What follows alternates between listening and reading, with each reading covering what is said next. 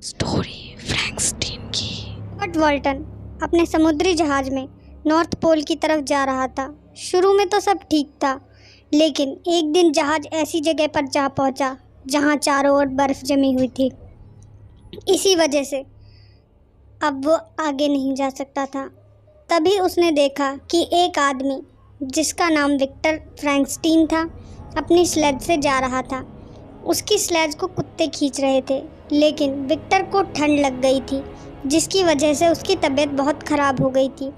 वॉल्टन ने उसे समय पर देख लिया था और अपनी शिप के अंदर ले आया। वहाँ उसने उसकी तीमारदारी की और खाने के लिए गर्म खाना दिया। इससे विक्टर की हालत में काफ़ी सुधार आ गया था। इसके बाद विक्टर ने वॉल्टन को अपनी स्टोरी सुनाना शुरू किया। विक्टर गेनेवा में पला बड़ा था। उसका बचपन बहुत आनंद से बीता था। बड़े होने पर वह दूसरे शहर में जाकर अपनी पढ़ाई कर रहा था। उसका इंटरेस्ट बायोलॉजी, केमिस्ट्री और नेचुरल फिलॉसफी में था। इसी बीच उसके मन में लाइफ के रहस्य को जानने की इच्छा पैदा हुई। दिन रात वो यही सोचता रहता था कि आखिर जिंदा होना क्या होता है और मृत शरीर से ऐसा क्या निकल जाता है कि वह मृत हो जाता है। क्या उसे फिर से जिंदा नहीं किया जा सकता? वह अक्सर इसी तरह के विचारों में डूबा रहता था। कई सालों में रिसर्च करने के बाद उसने आखिर लाइफ के सीक्रेट को जान ही लिया। एक दिन उसने कुछ डेड बॉडीज़ के अंगों को जोड़कर एक आदमी का शरीर बनाया। फिर उसने कुछ केमिकल्स डाले और आखिर में उसने इलेक्ट्रिसिटी को गुजारकर उसे ज़िंदा कर दिया। लेकिन जब वह मुर्दा शरीर ज़िंदा होकर उठा तो विक्टर उसे देखकर बहुत ज़्यादा डर गया। केमिकल्स और इलेक्ट्रिसिटी की वजह से वह एक खौफनाक मॉन्स्टर लग रहा था। मॉन्स्टर लगातार विक्टर को देख रहा था। इससे विक्टर इतना डर गया कि अपना अपार्टमेंट छोड़कर भाग गया। रास्ते में उसे उसका दोस्त हेनरी मिला। उसने विक्टर से उसके इतना डिस्टर्ब होने की वजह पूछी, लेकिन विक्टर अपने द्वारा बनाए गए मॉन्स्टर के बारे में कुछ भी नहीं बता पाया और सिर्फ यही कहा कि उसकी तबीयत ख़राब है। फिर दोबारा हेनरी उसे उसके अपार्टमेंट में छोड़ आया। विक्टर ने देखा कि मॉन्स्टर घर में कहीं भी नहीं था। उसने सोने की कोशिश की, लेकिन उसे नींद नहीं आई। धीरे धीरे वह बीमार सा हो गया और उसे बुखार चढ़ा आया। विक्टर पश्चाताप की अग्नि में जल रहा था कि आखिर उसने यह मॉन्स्टर क्यों बनाया। उसने गेनेवा जाकर अपनी फैमिली के साथ रहने का फ़ैसला किया ताकि वह फिर से स्वस्थ हो सके। लेकिन तभी उसे उसके पिता का पत्र मिलता है, जिसमें लिखा था कि उसके छोटे भाई विलियम का किसी ने मर्डर कर दिया है।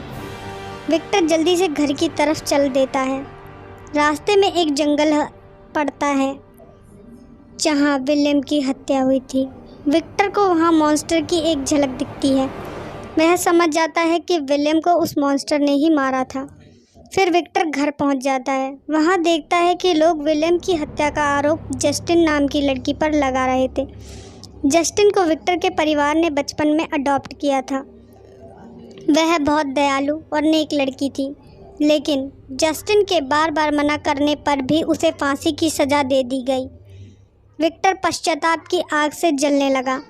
उसने बनाए हुए मॉन्स्टर ने उसके दो प्रिय लोगों की जान ले ली थी, और क्योंकि मॉन्स्टर को विक्टर ने ही बनाया था तो वो इन दोनों हत्याओं के लिए खुद को दोषी मान रहा था। घर पर ठीक होने की बजाय वो और बीमार हो गया। उसकी ज़िंदगी एक हॉरर स्टोरी बन गई थी। फिर उसने पहाड़ों पर कुछ दिन बिताने की सोची और वहाँ से चला गया। एक दिन विक्टर जब ग्लेशियर से गुजर रहा था, तभी मॉन्स्टर उसके पास आया।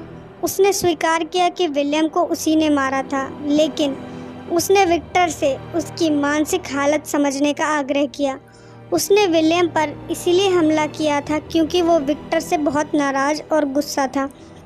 वह विक्टर को सबक सिखाना चाहता था, क्योंकि विक्टर ने मॉन्स्टर को बनाकर बहुत बेरहमी से त्याग दिया था।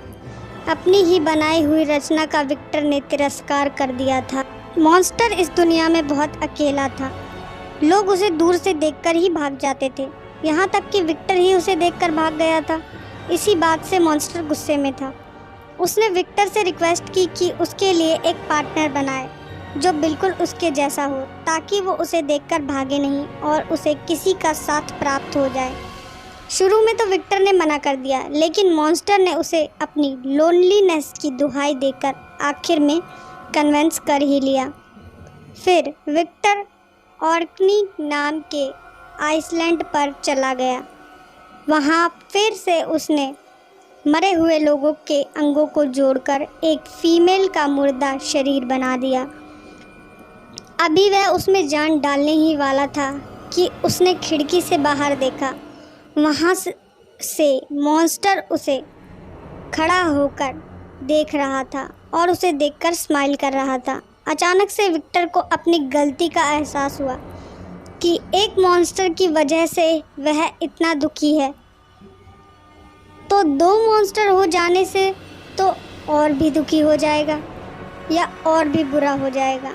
यह सोचकर विक्टर ने टेबल पर रखे मुर्दा शरीर में आग लगा दी और उसे डिस्ट्रॉय कर दिया। लेकिन मॉन्स्टर ने जब यह देखा तो गुस्से और दुख से पागल हो गया। उसने विक्टर से कहा कि वह उसकी वेडिंग वाले दिन उससे मिलने आएगा। जब विक्टर वापस घर जाता है तो देखता है कि उसके दोस्त हेनरी का मर्डर हो चुका था। वह हेनरी की गर्दन पर भी मॉन्स्टर की उंगलियों के निशान देखता है, लेकिन हेनरी की हत्या का शक विक्टर पर किया जाता है और उसे गिरफ्तार कर लिया जाता है। विक्टर मानसिक तौर पर और भी ज़्यादा दुखी और परेशान हो जाता है। कोई एविडेंस ना मिलने के बाद में उसे रिहा कर दिया जाता है। वह फिर से अपनी फैमिली के साथ रहने चला जाता था। एक दिन उसकी शादी एलिजाबेथ नाम की लड़की से हो जाती है। शादी वाले दिन विक्टर को संदेह होता है कि मॉन्स्टर उसे मारने तो नहीं आया जैसा उसने बोल रखा था।